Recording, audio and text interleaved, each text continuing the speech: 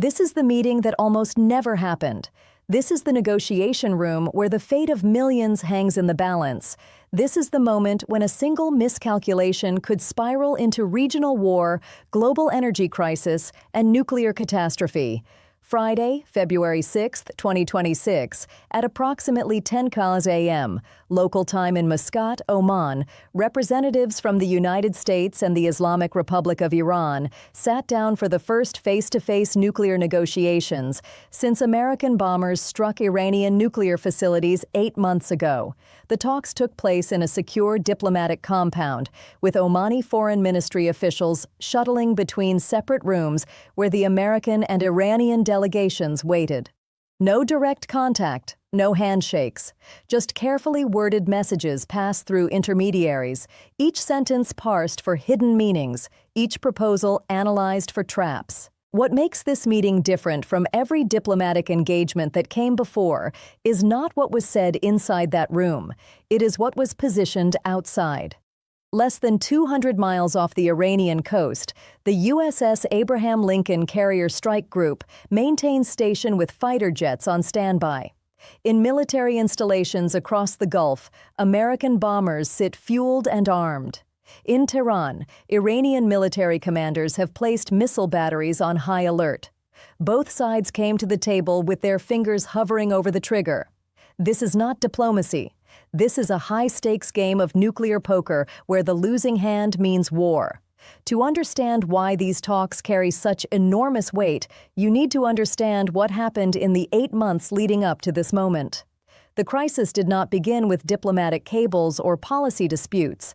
It began with blood in the streets of Tehran and the sound of gunfire echoing through Iranian cities. In late May 2025, protests erupted across Iran. What started as demonstrations over economic conditions and government corruption rapidly evolved into the largest anti-regime uprising since the 1979 revolution.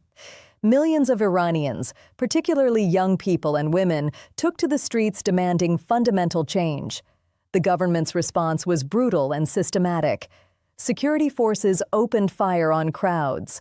Protesters were dragged from their homes in nighttime raids. Detention centers filled with thousands of arrested citizens. Independent estimates suggest that between 4,000 and 7,000 people were killed during the crackdown. The government disputes these numbers, but satellite imagery, witness testimony, and leaked internal documents paint a picture of state-sponsored mass violence on a scale not seen in Iran for decades. President Trump, who had maintained a hardline stance on Iran throughout his first term and into his second, watched the crackdown with growing anger. In multiple public statements during June, Trump warned that the Iranian regime would face consequences for killing its own people. The warnings escalated from general condemnation to specific threats. On June 8th, Trump tweeted that America would not stand by while innocent Iranians were massacred. On June 12th, he stated that all options were on the table. On June 15th, he ordered the USS Abraham Lincoln Carrier Group to deploy to the Persian Gulf. Then came June 18th. Without advance warning to Congress, without consultation with European allies, Trump ordered a limited military strike on 3 Iranian nuclear facilities. American B-2 stealth bombers, flying from bases in the Gulf, dropped precision-guided munitions on enrichment facilities at Fordow and Natanz, and a research complex near Tehran. The strikes were designed to set back Iran's nuclear program by months or years without causing mass casualties. The Pentagon reported that the facilities were hit during overnight hours when minimal personnel were present. Iranian reports claimed that dozens of scientists and technicians were killed. The international reaction was swift and divided. Israel praised the strikes as necessary action to prevent Iran from developing nuclear weapons. European leaders expressed alarm that Trump had acted unilaterally without attempting diplomatic solutions. Russia and China condemned the attacks as violations of international law. Arab nations in the Gulf, while privately relieved that Iranian nuclear capabilities had been degraded, publicly called for restraint and de-escalation. Iran's response shocked military analysts. Instead of immediate retaliation against American forces, Tehran waited. For 3 days, there was silence. Then, on June 21st, Iranian missiles struck Al Udeid Air Base in Qatar, the largest American military installation in the Middle East. The attack was unprecedented in its precision and scale. Approximately 40 ballistic missiles hit the base in a coordinated strike that targeted aircraft shelters, command facilities, and fuel depots. American casualties were limited because intelligence warnings had allowed personnel to take cover, but the damage to infrastructure was extensive. Multiple fighter jets were destroyed on the ground. Critical command and control systems were damaged. The message from Tehran was clear: if you strike our nuclear facilities, we will strike your military bases. The escalation ladder had been climbed to a dangerous height. What stopped the situation from spiraling into full-scale war in June was not American or Iranian restraint. It was desperate diplomatic intervention by Oman, Qatar, and other Gulf states who recognized that regional war would devastate their economies and potentially draw them into the conflict. Oman, which has long played a mediator role between Washington and Tehran, immediately proposed indirect talks. Both sides, having demonstrated their military capabilities and willingness to use force, agreed to pause further action and explore diplomatic options. Between June and January, 5 rounds of indirect talks took place in Oman. The format was always the same: American and Iranian delegations in separate rooms with Omani officials carrying messages back and forth. The talks made limited progress. The fundamental positions remained far apart. Iran demanded that the United States lift all sanctions imposed since Trump withdrew from the Iran nuclear deal in 2018. Iran also demanded security guarantees that America would not strike Iranian territory again. The United States demanded that Iran permanently abandon any nuclear weapons development, dismantle advanced centrifuges, and accept intrusive international inspections. Neither side would compromise on core issues. What changed in early February 2026 was the recognition on both sides that the status quo was unsustainable. Iran's economy was collapsing under the weight of sanctions. Oil exports had been reduced to a fraction of normal levels. The currency was in freefall. The combination of economic crisis and political unrest following the crackdown was creating instability that threatened the regime's survival. Iranian leadership concluded that some kind of deal with the United States was necessary to obtain sanctions relief and stabilize the situation. The American calculation was different but equally urgent. Trump administration officials recognized that military strikes had not ended Iran's nuclear program, merely delayed it. Intelligence assessments suggested that Iran was rapidly rebuilding damaged facilities and accelerating enrichment at sites that had not been hit. If the goal was to prevent Iran from developing nuclear weapons, military action alone was not sufficient. A diplomatic solution that imposed permanent constraints backed by verification was necessary. Additionally, Trump was facing domestic political pressure. The strikes on Iran had been controversial. Congressional Democrats and some Republicans questioned the legal authority for the action and demanded that Trump pursue diplomacy rather than additional military operations. This is where the drama of the last 2 weeks becomes crucial to understanding why Friday's talks almost collapsed before they began. On January 28th, the United States and Iran agreed through Omani mediators to hold a 6th round of talks on February 6th in Istanbul, Turkey. The format would expand beyond just nuclear issues to include Iran's ballistic missile program, support for proxy groups, and human rights concerns. Regional countries including Saudi Arabia and the United Arab Emirates would participate as observers. Iran initially agreed to this framework. Then, on February 3rd, Iran suddenly changed position. Foreign Minister Abbas Araghchi announced that Iran would only participate in bilateral talks focused exclusively on the nuclear issue, and the location must be Oman, not Turkey. No discussion of missiles, no discussion of regional activities, no outside observers, just nuclear matters, and only in Oman. The Trump administration viewed this as Iran backing away from meaningful negotiations and trying to limit the scope to avoid addressing American concerns beyond the nuclear program. On the morning of February 4th, a senior American official told reporters that if Iran wanted to change the format at the last minute, then there would be no talks at all. The message was blunt: accept the Istanbul framework or we walk away. And if we walk away, the president will consider other options, meaning military action.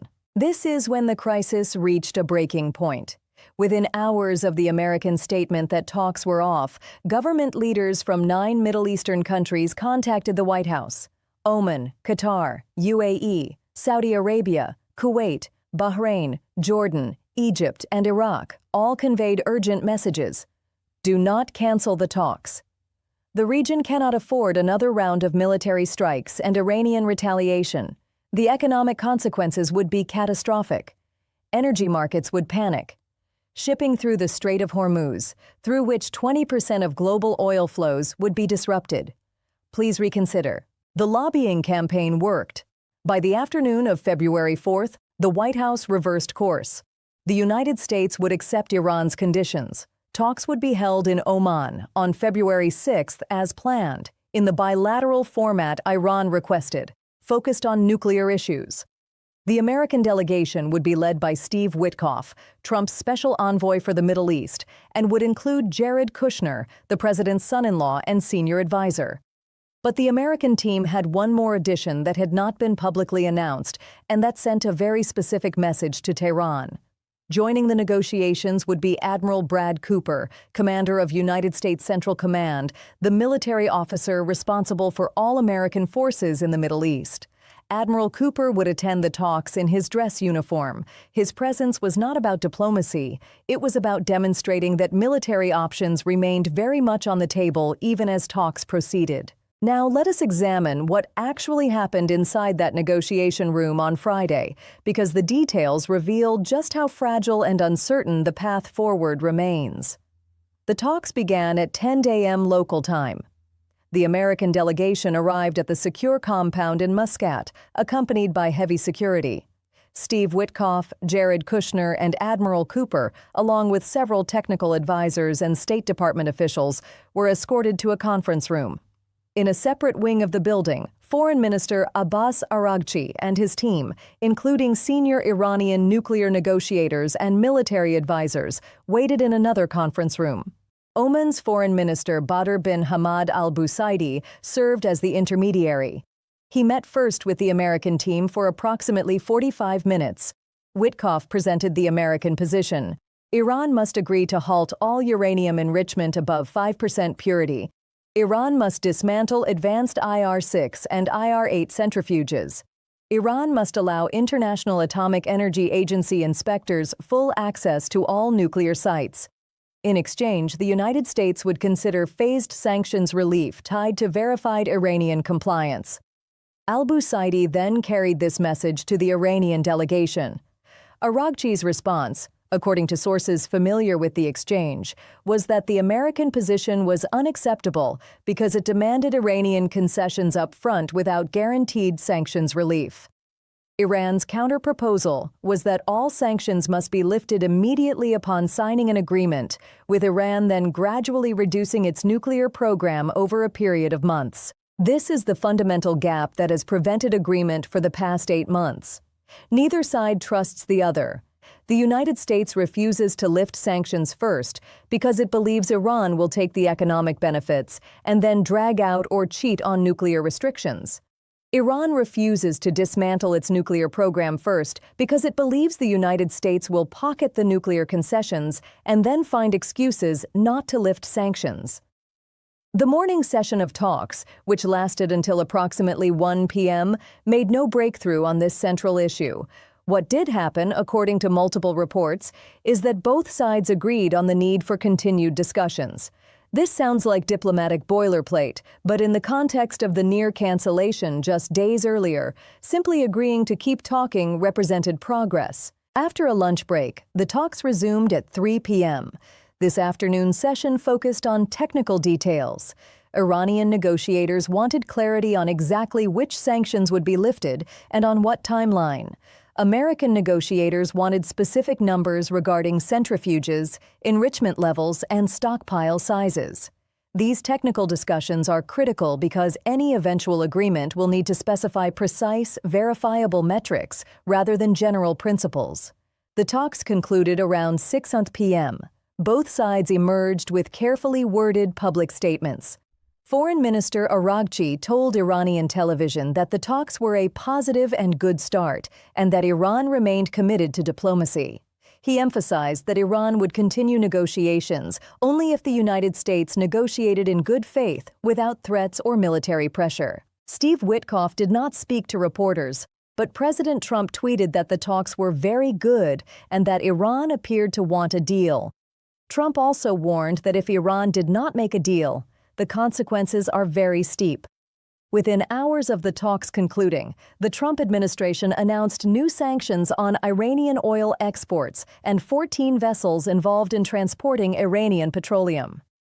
This simultaneous approach of negotiating while imposing additional economic pressure is classic Trump strategy: offer diplomacy with one hand while wielding a stick with the other. But here is what you need to understand about why these talks are so dangerous and why the next few weeks will determine whether we see a diplomatic breakthrough or a military catastrophe. The military dimension remains the elephant in the room. While diplomats talk, military planners on both sides are preparing for worst-case scenarios. The American carrier group off Iran's coast is not just for show. It is positioned to launch strikes within hours if ordered. Iran has moved additional missile batteries to positions along the coast, ready to target American ships and bases if conflict erupts. The intelligence picture is murky and contested. American intelligence agencies believe that Iran has rebuilt much of the damage from the June strikes and is now enriching uranium at levels approaching 60% purity. That is a short technical step away from weapons-grade 90% enrichment.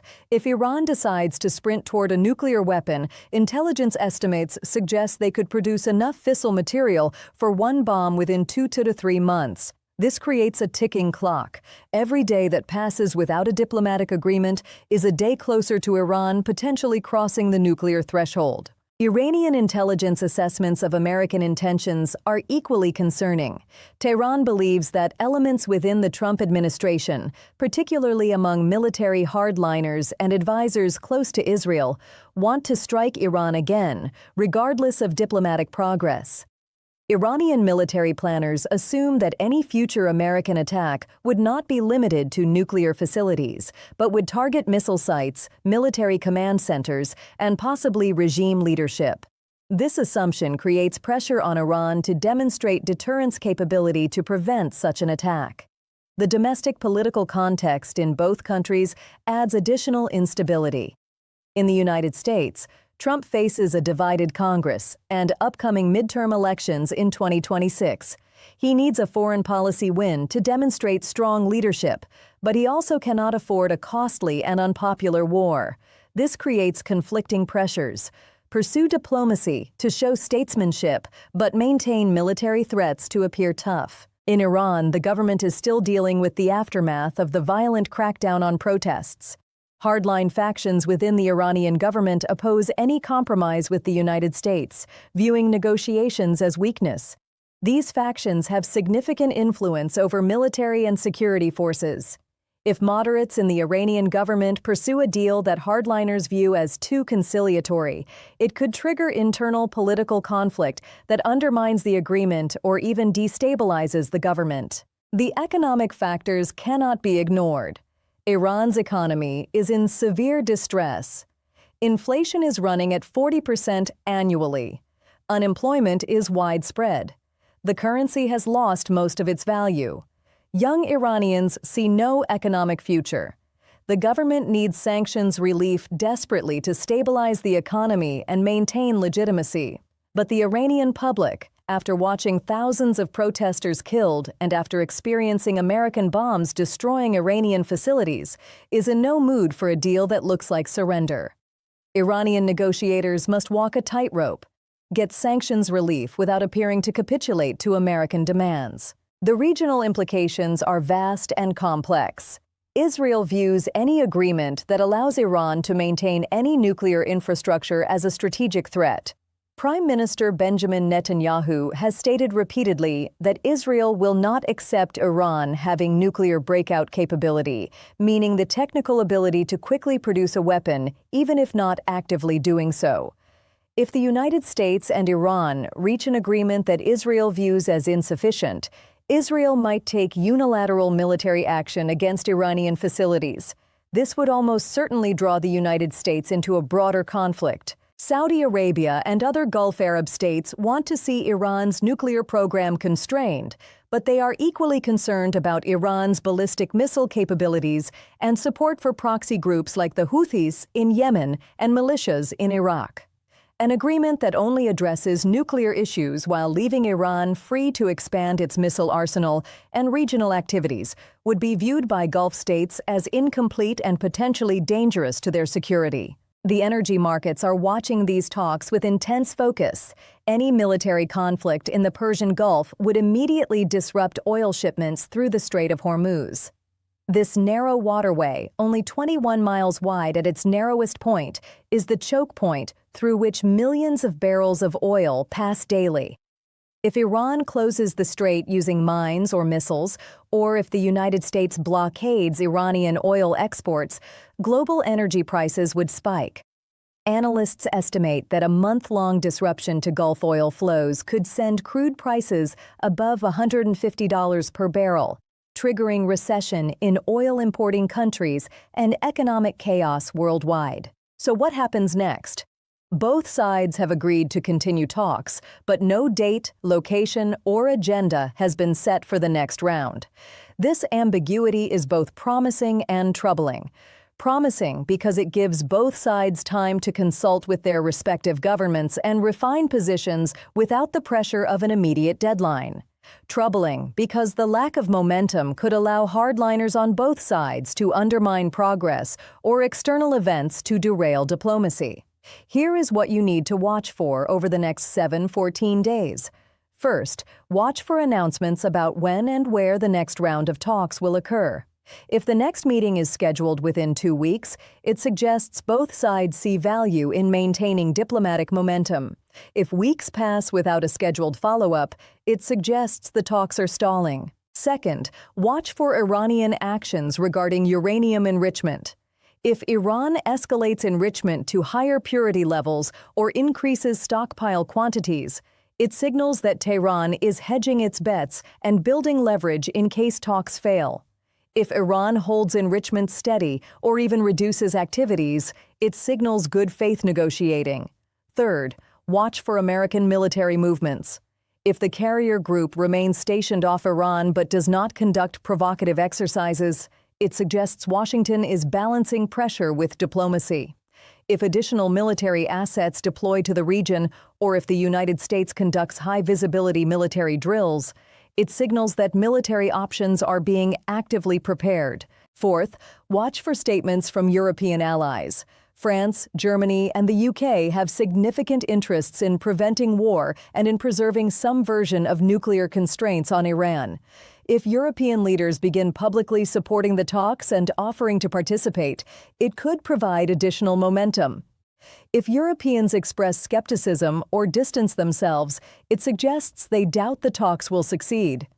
Fifth, watch for Israeli rhetoric and actions. Netanyahu has been clear that Israel reserves the right to act independently to prevent Iran from obtaining nuclear weapons. If Israeli officials start publicly criticizing the talks, or if Israeli military activity increases, it could indicate that Israel is preparing to take matters into its own hands. Sixth, watch for economic indicators. Iranian currency values, oil prices, and shipping insurance costs for vessels transiting the Gulf are all real-time measures of how markets assess conflict risk. If these indicators worsen, it means economic actors are pricing in higher probability of war. Seventh, watch for protest activity inside Iran. If demonstrations resume in Iranian cities, the government will face renewed domestic pressure that could affect its negotiating position. A government fighting for survival at home is unlikely to make concessions abroad that could be portrayed as weakness. Eighth, watch for Russian and Chinese positions. Both countries have veto power at the UN Security Council and influence over Iran. If Moscow and Beijing support the talks and encourage Iranian flexibility, it helps. If they undermine negotiations or provide Iran with economic support that reduces pressure to make a deal, it hurts the diplomatic process. The nuclear talks in Oman on February 6, 2026, were not a breakthrough. They were a tentative first step back from the brink after 8 months of military strikes, retaliation, and failed diplomacy. The delegations left Muscat without an agreement, but with a commitment to continue talking. That is not nothing, but it is far from sufficient. The core issues remain unresolved. The mistrust remains profound.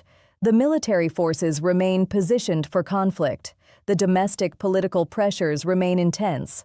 The regional complications remain unmanageable. The economic stakes remain catastrophic. What we witnessed on Friday was not peace breaking out. What we witnessed was two nations with their hands on nuclear triggers agreeing to keep talking while they decide whether to pull those triggers or step back. The room for error is microscopic. The consequences of failure are unthinkable. The time available to find a solution is running out. This is not just another round of Middle East diplomacy. This is not just another negotiation over nuclear programs. This is the moment when decisions made in that conference room in Muscat will determine whether the world steps back from the edge of regional war and nuclear crisis, or whether we slide over that edge into catastrophe. The talks are continuing. The militaries are preparing. The clock is ticking, and the outcome remains terrifyingly uncertain.